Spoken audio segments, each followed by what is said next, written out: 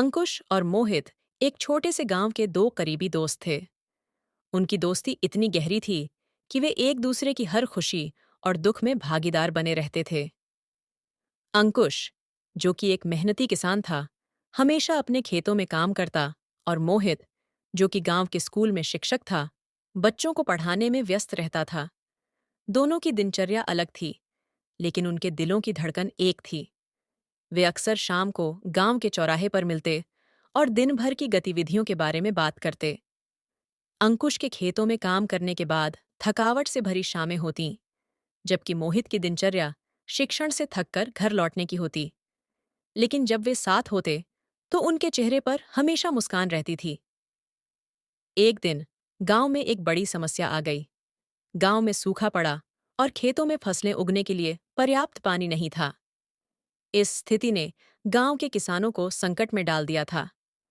अंकुश भी इस स्थिति से चिंतित था, क्योंकि उसकी फसलें सूख रही थीं।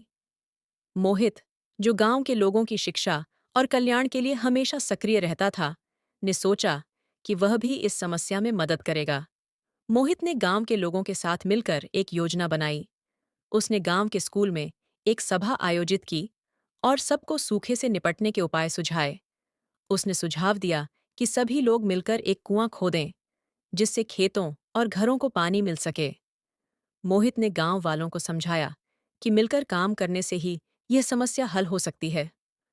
अंकुश ने मोहित की योजना को समर्थन दिया और अपनी पूरी ताकत लगाकर कुआं खोदने का काम शुरू कर दिया। यह काम कठिन था, लेकिन अंकुश और मोहित की मेहनत रंग लाई। गांव वाले भी पूरी लगन से काम में जुट गए और कुछ ही दिनों में एक नया कुआं तैयार हो गया। नए कुएं से पानी मिलने से गांव की फसलें हरी भरी होने लगीं और लोगों के चेहरे पर खुशी लौट आई।